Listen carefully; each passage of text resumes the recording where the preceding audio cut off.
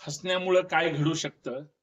हसण्यामुळं नोकरी जाऊ शकते, हसण्यामुळं सस्पेंड होऊ शकतात, हसण्यामुळं तुमच्या हातातली हक्काची नोकरी जाऊ शकते. हे आपल्या भारतात घडलंय. तुम्ही कशाबद्दल हसताय? तुमच्या हसण्यामागचं रहस्य काय? एक महिला पोलीस अधिकारी आणि 2 त्यांचे सहकारी 10 वर्षाच्या मुलीवर बलात्कार झालाय. तिच्यावर अत्याचार करण्यात आला. तिची हत्या करण्यात आली. कोइंबतूरची घटना आहे. आणि या घटनेबद्दल पत्रकार परिषदेमध्ये या घटनेची माहिती देण्यासाठी पोलीस अधिकारी बसतात. पोलीसच काय संपूर्ण पत्रकार हे सुद्धा या अत्यंत भयानक घटनेमध्ये संवेदनशील घटनेकडे अत्यंत गांभीर्यानं पाहतात आणि पोलीस अधिकारी पत्रकार परिषद सुरू व्हायच्या अगोदर 2-5 मिनिटं अगोदर ज्या पद्धतीनं हसतात त्या पद्धतीनं ती गेलेली मुलगी खरंच तिला खरं न्याय मिळणार आहे का? ज्या बापाची मुलगी गेली, ज्या कुटुंबाची लेक गेली किंवा ज्या गावची लेक गेली, त्या कुटुंबाला काय वाटत असेल? आपल्या मुलीच्या हत्येबद्दल, बलात्काराबद्दल पोलीस अधिकारी हसून पत्रकार परिषदेला संबोधित करणार आणि त्यांनी पत्रकार परिषद घेतली सुद्धा. पण ज्या खरंच लोकशाहीचा चौथा स्तंभ म्हणावा त्यांनी ही गोष्ट टिपली आणि जगासमोर आणली. मी त्या संपूर्ण घटनेबद्दल चर्चा करणार आहे कारण तामिळनाडूचे सन्माननीय मुख्यमंत्री सी जोसेफ विजय यांनी जो क्रांतिकारी निर्णय घेतला, ज्या तामिळनाडूची या असंवेदनशील घटनेमुळं दात काढण्यामुळं अब्रू जात होती, त्या सगळ्या म्हणजे त्या लहान मुलीवर ज्यांनी अत्याचार केला तो नराधम आहेच, पण ज्यांनी म्हणजे माणुसकी सुद्धा दाखवली नाही त्यांना सुद्धा घरचा रस्ता दाखवला. या प्रमुख मुद्द्यावर आणि विषयावर मित्रांनो मी चर्चा करणार आहे कारण विषय इतका गंभीर आहे आणि मन हेलावून टाकणारी घटना आणि त्या घटनेबद्दल पोलिसांचं झालेलं निलंबन हे मुख्यमंत्री विजय यांच्या कार्यतत्परतेचं आणि एकंदरीत तामिळनाडूतल्या जनतेला जे आजचे दिन येणार आहे, कायदा सुव्यवस्था पाळणाऱ्यांनी संवेदनशील पद्धतीने राहिलं पाहिजे. तुम्ही रक्षक आहात आणि रक्षकच जर टिंगलटवाळी आणि भक्षकांची भूमिका घेणार असाल तर हे अजिबात योग्य नाही. आणि ही गोष्ट ज्यावेळेस देशासमोर आली, ही गोष्ट ज्यावेळेस प्रत्येकाला समजली त्यावेळेस प्रत्येक जण हादरून गेले. ही घटना आहे तामिळनाडू. त्या अगोदर सर्वांचं मी संतोष शिंदे आपल्या हक्काच्या महाराष्ट्रामध्ये घराघरात पाहिल्या जाणाऱ्या या संतोष शिंदे ऑफिशियल या हक्काच्या युट्यूब चॅनलवर मी आपल्या सर्वांचं मनपूर्वक स्वागत करतो. विनंती एवढीच आहे, हा व्हिडिओ जास्तीत जास्त शेअर करा. नवीन असाल तर चॅनल सबस्क्राईब करा, बेल आयकॉन प्रेस करा, नोटिफिकेशन ऑल ठेवा. जर तुमच्यापर्यंत हा व्हिडिओ पोहोचत नसेल तर संतोष शिंदे ऑफिशियल आपलं चॅनल सर्च करत चला आणि व्हिडिओ पाहत चला.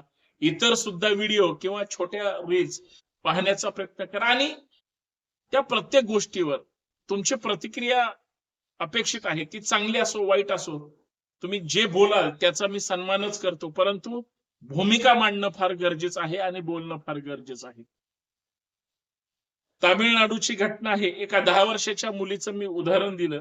खरं तर त्याच्यावर जास्त बोलणं हे मनाला म्हणजे वाईट वाटतं की एखाद्या 10 वर्षाच्या मुलीवर अत्याचार होता आणि निर्गुण हत्या होती तिची आणि पोलीस आरोपींना पकडण्याच्या ऐवजी दात काढत बसतात. याच्यापेक्षा दुर्दैवी गोष्ट नाही. ते दात काढणारे कोण आहेत तर ते आहेत आयजी वेस्ट झोनच्या आरव्ही रम्या भारती मॅडम, त्यानंतर डीआयजी कोइंबतूर रेंजचे डी सर्वन सुंदर आणि एसपी कोइंबतूर ग्रामीणचे के कार्तियन, हे तिघेही तामिळनाडूचे सन्माननीय मुख्यमंत्री सी जोसेफ विजय यांनी या दात काढणाऱ्या अधिकाऱ्यांना सस्पेंड केलं, घरी पाठवलं, यांना यांची जागा दाखवली. खरं तर इतक्या दुर्दैवी घटनेबद्दल दात काढणं किंवा हसणं खरं तर शोभणारं नाही. आणि ज्यावेळेस हे प्रकरण देशभर त्या ठिकाणी सगळे पाहत होते आणि खास करून महाराष्ट्र सुद्धा पाहत होता, त्यावेळी जेवढ्या महिला अत्याचाराच्या घटना ज्या जुन्या महाराष्ट्रात किंवा देशात घडल्या, देशातला आपण थोडं बाजूला ठेवू, महाराष्ट्रात घडल्या ज्या चुकीच्या घटना घडल्या त्याच्यात सुद्धा पोलीस तितक्या कार्यतत्परतेने लक्ष देतात का किंवा अशाच पद्धतीने वागले तर दुर्दैव आहे. मला ह्या सगळे चित्र माझ्या डोळ्यासमोर आले. एखादी महिला ज्यावेळेस आपल्या मुलीवर अत्याचार झालाय म्हणून पोलीस स्टेशन मध्ये जाते, तिची लवकर दखल घेतली जात नाही. महाराष्ट्रात या नराधामांना पाठीशी घालण्याचं सुद्धा, जे अत्याचार करतात त्यांना सुद्धा पाठीशी घालण्याचं काम पोलीसच करतात. म्हणजे पोलीस रक्षक आहेत का भक्षक आहेत, या कोइंबतूर तामिळनाडूतल्या घटनेवरून चित्र समोर आलं. पण आज तुम्ही महाराष्ट्रात सुद्धा बऱ्याच संवेदनशील ठिकाणी पाहताय जिथं पैसे उकळण्याचं काम किंवा आरोपींना पाठीशी घालण्याचं काम, त्याच्याकडून मलिदा खाण्याचं काम हे जाहीरपणे केलं जातं. आणि हे ना महाराष्ट्रात, महाराष्ट्राच्या कानाकोपऱ्यात, देशभर तीच परिस्थिती आहे. आणि असे असंवेदनशील अधिकारी फक्त पोलीसच आहेत का? अजिबात नाही. पोलीस तर आहेतच आहेत, पण इतर सगळ्या डिपार्टमेंटमध्ये असे बेजबाबदार अधिकारी आहे जे गांभीर्यानं त्या ठिकाणी घेत नाहीत. आणि घटना घडून गेल्यानंतर किंवा माणसाचा जीव गेल्यानंतर प्रशासन जागे होतं आणि मग न्यायाच्या चर्चा केल्या जातात. तोपर्यंत वेळ निघून गेलेली असते. म्हणजे एखादा जखमी पेशंट ज्यावेळेस तो आजारी आहे, जो जिवंत आहे आणि त्याला उपचाराची गरज आहे, त्यावेळेसच जर उपचार झाले तरच तो वाचेल.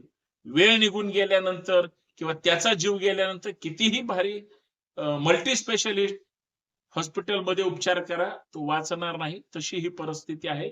म्हणून हसणाऱ्यांवर त्या ठिकाणी कारवाई झाली. दात दाखवाल तर शिक्षा होणार आहे.